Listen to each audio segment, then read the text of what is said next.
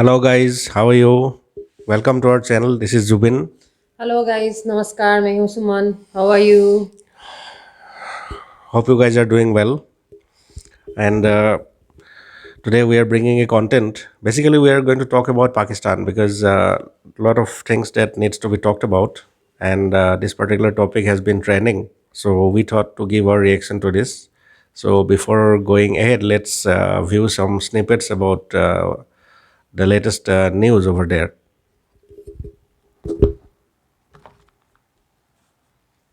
पाकिस्तानी बेचारे यहाँ से निकलते हैं कि यार चलो पाकिस्तान जिंदाबाद, तो पाकिस्तान से जिंदा भाग।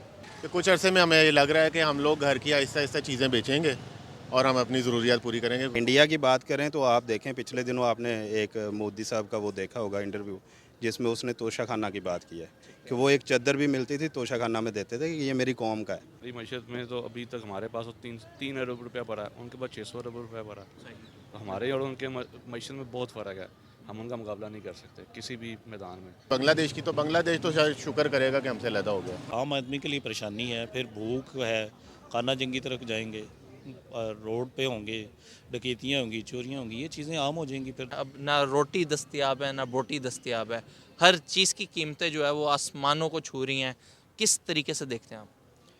सर बेसिकली तो ये गरीब पे एक बहुत बड़ा बोझ है और हमारी गवर्नमेंट्स को, बल्कि हमारी जो अपोजिशन या दूसरी पार्टियाँ उनको भी चाहिए कि सपोर्ट करें एक दूसरे को और पाकिस्तान के हालात को बेहतर करने के लिए अपना हर कोई किरदार अदा है। यहाँ पे कुर्सी के लिए सब लोग जंग लड़ रहे हैं, कोई ये नहीं सोच रहा कि हम लोग पाकिस्तान के लिए कुछ करें। सर, आप किस तरीके से देखते हैं मिनी बजट जो आया है? क्या आपकी लाइफ भी डिस्टर्ब हुई है इससे? ऑब्वियसली लाइफ हर एक की डिस्टर्ब होती है। मिनी बजट तो अव्वल तो होना नहीं चाहिए। गवर्नमेंट एक दफ़ा इतने टैक्सेस लगा देती है, उसके बाद ज़रूरत नहीं पड़ती। लेकिन अनफॉर्चुनेटली हमारे मुल्क का निज़ाम ऐसा है कि IMF और आज दूसरे जो मालियाती इदारे हैं उनसे हमने जब पैसे लेने होते हैं तो फिर हमें उनकी शिकायत माननी पड़ती है। और ये गवर्नमेंट ये हो या अपोजिशन की इमरान खान हो, कोई भी पार्टी हो, सब ने ये करना है और हमें अभी इसके साथ ही आदत डाल के जीना पड़ेगा। सर, मुझे एक बात बताएं, 1947 में जिस मकसद के लिए हमने पाकिस्तान बनाया था वो यही था कि यहाँ पे तहफ़्फ़ुज़ फ़राहम किया जाए, गरीब आदमी जो है वो अपनी लाइफ अच्छे तरीके से बसर कर सके। मेरा आपसे क्वेश्चन ये है, इस टाइम 2023 के अंदर अगर देखा जाए, पाकिस्तान में रहने वाले लोग जो है किस तरीके से अपनी ज़िंदगी गुजार रहे हैं? सर अभी तो बहुत टफ है। उसकी वजह यह है कि पाकिस्तान बना था इस्लाम के नाम पे, ठीक है, तो यहाँ पे इस्लामी कानून का नफाज नहीं है। ठीक है। और जब तक कल इस्लामी कानून का नफाज नहीं होगा, हमारे नबी करीम सल्लल्लाहु अलैहि वसल्लम की जो अतात है उस पे काम नहीं होगा, तब तक यही हालात रहे। Well, actually, sorry, I'm interrupting this. तो मुझे अपना कुछ inputs शेयर करना था. The so-called country, why I'm saying so-called? एक देश, एक country, if it has been founded on the basis of religion, it will never succeed. ऐसा बहुत सारा एग्जाम्पल दुनिया में है, इतिहास में मिला है. And the gentleman in this particular video has said that the Pakistan was founded in the lines of religion, but proper religion is not actually followed. Hence the problems. This is ये एक ऐसी मतलब statement है जो पूरा problem को एक line में समझाने का कोशिश कर रहा है. आप ही सोचिए, रिलीजन, एक country, this so called two nation theory, it will never succeed. Look at India. देखिए, India and Pakistan got separated in 1947 and हमने व्हाट वी डिड, हमारे पास तो सारे धर्म का लोग एक साथ रहते हैं. We have never partitioned, we have never formulated our national policies, economic policies in the lines of religion. हम लोग प्रैक्टिकलिटी में चीज़ों को फॉर्मुलेट किया गया था 1947 1950s में. पंडित जवाहरलाल नेहरू ने इंडिजिनेशन स्टार्ट किया था, पब्लिक सेक्टर यूनिट स्टार्ट किया था. ये एक अलग डिबेट है कि public sector unit in the long run में कितना हद तक सक्सेस होता है, दैट्स ए डिफरेंट डिबेट. मैं बात कर रहा हूँ फाउंडेशंस की. लेकिन वही कॉन्ट्ररी इन पाकिस्तान.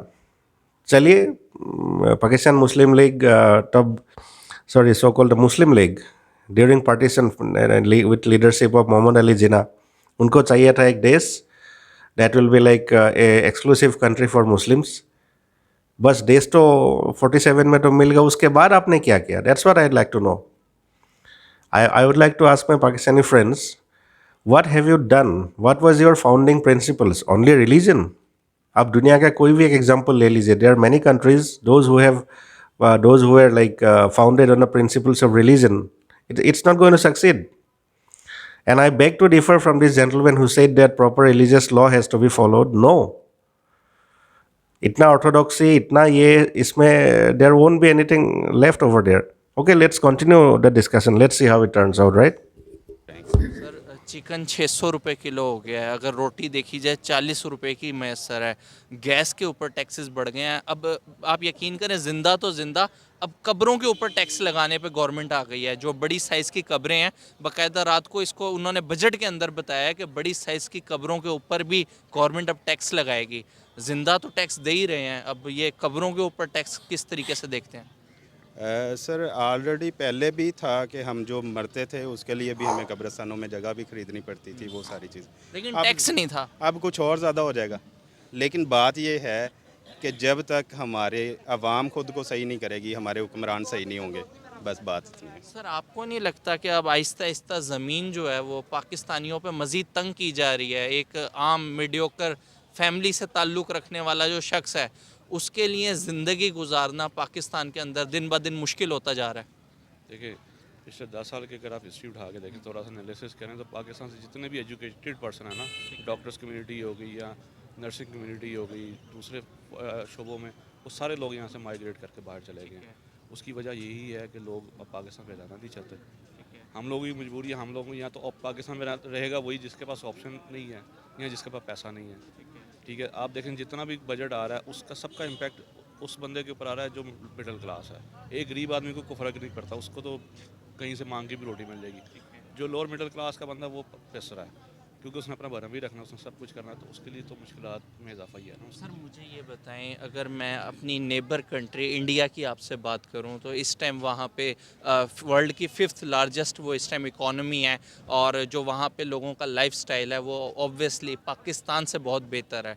आपको क्या लगता है उन्होंने ऐसे क्या पॉलिसीज़ अपनाई हैं, ऐसा क्या काम किया है कि वो एक खुशहाल कंट्री जो है वो कंसिडर हो रहे हैं, और हम अभी भी उन्हीं चीज़ों में, रोटी की फ़िक्र से अभी भी हम आज़ाद नहीं हो सके? सर जो आपने सवाल किया रोटी की फ़िक्र का, तो वो जब तक हमारा रोटी कपड़ा मकान का नारा ख़त्म करके अल्लाह पे यकीन नहीं होगा, तब तक वो मामला नहीं हल होगा. इंडिया की बात करें तो आप देखें, पिछले दिनों आपने एक मोदी साहब का वो देखा होगा इंटरव्यू, जिसमें उसने तोशाखाना. हम लोग किस तरफ जा रहे हैं? हम लोग किसी तरफ भी नहीं जा रहे. आप ये सवाल कर रहे हैं ना, हमारा तो रास्ता ही कोई नहीं है. हम लोग सिर्फ डाउन जा रहे हैं, क्योंकि जब तक आपकी एक्सपोर्ट नहीं बढ़ती, आपका इन्फ्लेशन नहीं वहाँ पर ब्रेक आता, और उसमें आपका जो रुपया है वो मुस्तकम नहीं होता, तो इसमें मैं इसके ऊपर कुछ नहीं कह सकता. अल्लाह से यही दुआ है कि हम लोग सब जो हैं वो कोई अकल करें, इकट्ठे हों, अपने जो है उसके हक़ के लिए लड़ें, तभी कुछ हो सकता है. क्योंकि आपने दूसरी बात की बांग्लादेश की, तो बांग्लादेश तो शायद शुक्र करेगा कि हमसे अलहदा हो गया. मतलब टका हम कहा करते थे, ये चीज़ टके की नहीं है, आज टका हमसे अच्छा हुआ है. पाकिस्तान का बेचारे का रुपया कहाँ चला गया और टका कहाँ चला गया. यही बात है कि वो खुद मेहनत कर रहे हैं, और मेरा ख्याल है वो सीरियस हैं, वो नेशन भी सीरियस है. हम लोग सीरियस ही नहीं है एक अच्छा, दूसरे के लास्ट साथ. बट नॉट द लीस्ट मैं आपसे ये पूछूंगा, इंडिया और पाकिस्तान की प्रोडक्ट्स की प्राइसेस डिफरेंस इतना ज़्यादा होने की वजह, आपको ये लगती है कि वहाँ की गवर्नमेंट अपनी आवाम के साथ ज़्यादा सिंसियर है? डेफिनेटली देखें, गवर्नमेंट भी सिंसियर होती है, और वो जो लोग होते हैं वो भी सिंसियर होते हैं. स्पेशली उनकी जो आईटी टेक्नोलॉजी है वो देखें हमसे सो फार कितनी बेहतर है और बहुत आगे है. नहीं, आप स्पेस प्रोग्राम है, इंफ्रास्ट्रक्चर है, इंजीनियरिंग है. मतलब आप इंडिया को देखें तो इंटरनेशनली हर जगह पर उनके लोग बैठे हुए हैं. पाकिस्तानी बेचारे यहाँ से निकलते हैं कि यार चलो पाकिस्तान जिंदाबाद, तो पाकिस्तान से जिंदा भाग. ये वाला बात है कि वहाँ पर जो है आपका जो कोई बॉस भी है तो वो भी इंडियन बैठा हुआ है, क्योंकि वो लोग काम करते हैं.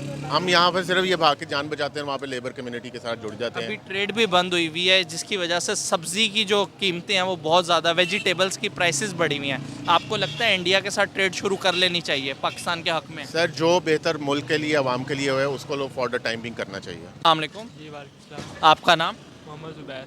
क्या करते हैं आप? मैं जॉब करता हूँ ऑफिस में. यार मेरा आपसे क्वेश्चन ये है, बाइक आपने रखी हुई है, पेट्रोल 272 लीटर पे चला गया है, आपकी लाइफ भी डिस्टर्ब हुई है पेट्रोल के प्राइसेस बढ़ने से? बहुत ज़्यादा इन्होंने तो परेशान कर रखा हुआ है। तो मजदूर बंदा तो कुछ कर ही नहीं सकता, वैसे भी आजकल के जो हालात हो गए हैं। तो मतलब हमारे लिए तो बहुत मुश्किल हो रही है। खैर अब लेकिन क्या करें, मजबूरी है, डलवाना पड़ रहा है अभी भी। तो अब डलवा के आए हैं तो पता चला है कि भाई 200 का 250 का डलवाओ तो इसमें भी कुछ भी नहीं आता बाइक में। तो पहले तो चलो आसानी थी, अब तो खैर बहुत मुश्किल हो रहा है। लेकिन क्या कर सकते हैं, अब मजबूरी है। भारत में 96 रुपये लीटर पेट्रोल है, 4 रुपये की रोटी है। इतनी ज़्यादा प्राइसेस डिफरेंस किस तरीके से देखते हो? ये अब हमारे हुक्मरानों को पता है ये क्या कर रहे हैं। अपने खाने के चक्करों में हम आवाम को जलील कर रहे हैं, और तो कुछ भी नहीं कह सकते। कोई पूछने वाला नहीं है इनको। खैर आपको लगता है भारत हमसे आगे निकल गया? जी बिल्कुल। कितना आगे निकल गया? काफ़ी हद तक। इसमें तो हम वहाँ पे तो सुना 95 रुपीज़ चल रहा है पेट्रोल, तो इधर कहाँ पे। वेल ओके, तो एक वहाँ पे एक पाकिस्तानी बंदे ने बोला है कि पता नहीं क्या होगा। मुझे लगता है ये सवाल they should actually ask to their generals.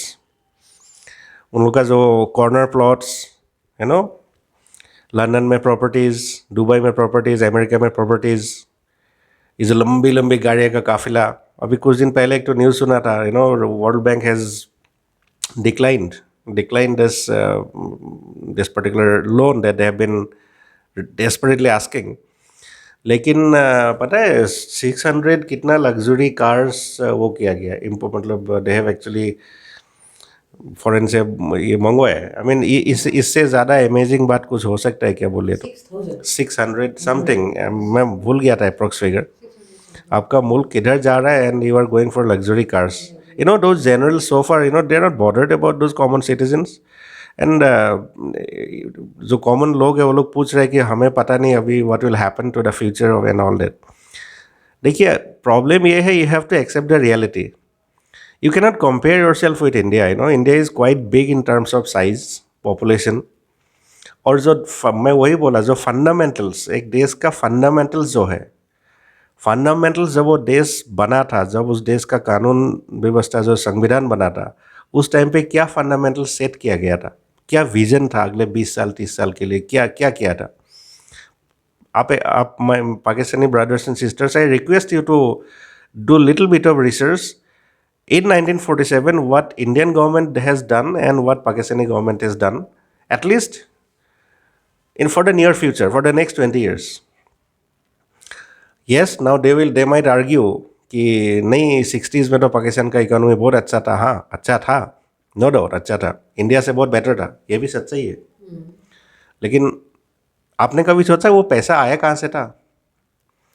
Pakistan is a geographically एक ऐसे सेंसिटिव जगह पे पाकिस्तान बैठा है जो it connects to Central Asia from the West Asia, okay. And ये एक बहुत जियो स्ट्रेटेजिक लोकेशन में था। उस वजह से they have got lot of favours, I would use the word favours from the west. और तिजोरिया भरी गई, they were like quite lavish in those times.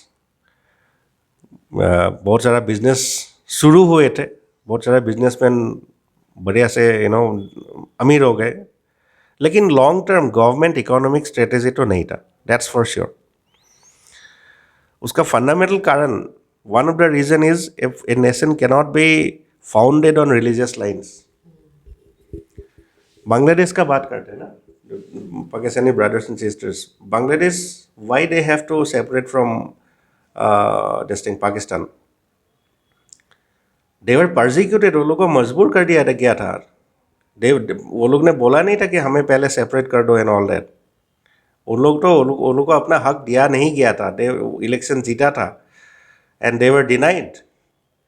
उन लोग को लड़ना पड़ा, दैट्स हाउ। उसके बाद भी you know operation torch light होने और जैसा हादसा हुआ, दे हैव टू सेपरेट। आज बांग्लादेश तरक्की कर रहे हैं, दे आर सेल्फ सफिशिएंट। तो पहले आपका फंडामेंटल्स को आप देखिए, और आपको प्रॉब्लम है तो आप निकल आइए सड़क पे। क्यों? आपका मजहब पे नाम पे कुछ हो जाता है, कुछ प्रॉब्लम हो जाता है, तो आप विद इन ए सेकेंड आप लोग मॉब लिंचिंग वगैरह, you know persecution of minorities के वगैरह, ये सब इश्यूज़ के लिए तो आप लोग सड़क पे आ ही जाते हो। अभी कुछ दिन पहले एक आदमी को इतना बुरी तरीके से मार के ये कर दिया था। लेकिन जो आपका एग्जिस्टेंस की बात है, रोटी, आप लोग रोटी की बात करो, पेट्रोल की बात करो, वो सब के लिए आप सड़क पे क्यों नहीं आते हो? अब ऐसा चीज़ तो इंडिया में अगर होता है तो people come on to the street. Government ने एग्रीकल्चरल लॉज लाए थे. मैं नहीं बोल रहा हूँ कि वो लॉ अच्छा है खराब है, डिबेट वो अच्छा खराब के बारे में debate, we are not going to talk about it. लेकिन कुछ सेक्शन ऑफ फार्मर्स को वो पसंद नहीं आया, वो लोग ने मजबूर कर दिया गवर्नमेंट को, and the government has to take those laws back.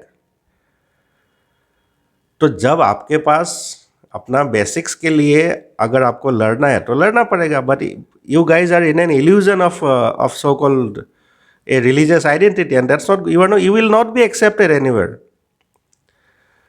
थोड़ा आप देखिए, बेसिक चीज़ों को देखिए, you will not be accepted. There are many Muslim countries, वो लोग ने भी उस चीज़ को नकार दिया है कि you have to go for the foundation of religion के साथ इकोनॉमिक्स को मिक्स करोगे तो ऐसा ही होगा, सीधी बात है ना? And please don't compare yourself with India and all that, because Indians का देखिए, पहली बात, हम लोग कोई रिलीजियस डिवीज़न में देश में कुछ नहीं होता है, नथिंग, कोई पॉलिसी रिलीजन के नाम पे नहीं होता है. That's a fact. ये कोई सरकार ने आज तक नहीं किया, कभी होगा भी नहीं. प्रैक्टिकलिटीज़ के ऊपर रूल्स बनते हैं, इकोनॉमिक स्ट्रेटजीज बनते हैं, एंड अकॉर्डिंगली चीज़ें फॉर्मुलेट होते हैं. We have a thing call 5 year plan, 10 years plan. मुझे बताइए पाकिस्तानी फ्रेंड्स, आप लोग का तब 5 year प्लान, 10 year प्लान जो भी था, ऐसा कुछ हुआ आज तक? अगर हुआ है तो अमल क्यों नहीं हुआ? हाँ, इंडिया का भी इकोनॉमिक कंडीशन ख़राब था. हमने लेकिन एक दफ़े गया था IMF के पास, उसके बाद हमने कभी नहीं गया. 1991 में हमने लिबरलाइजेशन किया, अपना इकोनॉमी को, बाजार को खोल दिया, and look where we are today. अब आप लोग खाली इंडिया में IT मत बोलो, in everywhere there is no lack of talent and jobs. ये खाली ये पिछले 2 साल से नहीं हुआ है. It is a continuous effort for the last 70 odd years, irrespective of any government. ठीक है, तो दिस इज़ द रियलिटी. लेकिन आप लोग का कंट्री का फाउंडेशन बताइए. आप लोग का तो जब भी देखते हैं आज तक कोई प्रॉपर डेमोक्रेटिक सिस्टम ही नहीं है. इलेक्शन, आई डोंट नो, कोई भी मैंने सुना है कि पता है, not a single prime minister complete 5 साल टिकता ही नहीं है बोलते हैं. तो अगर ये हाल है तो guys, you really have to think about it. What are you going to do in the future? So this is the condition. So please stop compare yourself with India. We have, because we are not comparing. हमारा foundation आपके साथ competition में नहीं गया है. Okay, हमने अपने जेबें कटी, हमने अपना खर्चा कम किया, and look, we are the now 5th largest economic power in the world. और पिछले अगर कमिंग 10 to 15 years में हम लोग शायद दूसरा या तीसरा में चले जाएंगे. सो ये कोई किसी के साथ जिद करके किसी को नीचा दिखाने के लिए हम लोग ने नहीं किया है. We know our identity, and that's why we have struggle really hard, and that's the identity of a great nation. So my dear Pakistani brothers and sisters, whoever will be watching this, take a cue, study about your, if you think that because of some religious policy that is not been followed, इसीलिए आपका economic condition है, religion और economics को mix मत कीजिए. आप अपना foundation, अपना ग्रास रूट्स, अपना, जब आपका देश आज़ाद हुआ था तब आपका स्ट्रेटेजीज को स्टडी कीजिए, you will find the answer. So we shall be keeping track of this particular aspect, and hopefully will be bringing more content of this particular issue that is happening. And I guess ये जो हुआ है ना, ये इनके लिए जिम्मेदार आप लोग खुद है. इसमें कोई फॉरेन कंट्री या किसी का साजिश नहीं है. It's all about your governments, your making. This is a fact. If you know about India, तो Indians also know about the neighbours, no? So we have been seeing this for a long time. So it's a request that you please don't, religion सबका है, everyone has the right or should have the right to practice their own religion. लेकिन आपको economics के साथ भी हर जगह religion घुसाओगे तो ऐसे ही होगा ना. सीधी बात है यार. ये कोई रॉकेट साइंस तो है नहीं, it's a common sense. Anyway, so we will be keeping track of this. Hopefully you have some insight about whatever we have told today. And feel free to share your comments. Don't forget to like, share, and subscribe our channel. Thank you. Life and Living is a channel dedicated to providing reactions to the latest and greatest content on the internet. Our host, Zubin Suman, brings their unique perspective and sense of humor to every video, making for an entertaining and engaging viewing experience. Be sure to subscribe to our channel for new videos every day and follow us on channel. We love to hear from our viewers, so leave a comment and let us know what you want to see us react to next.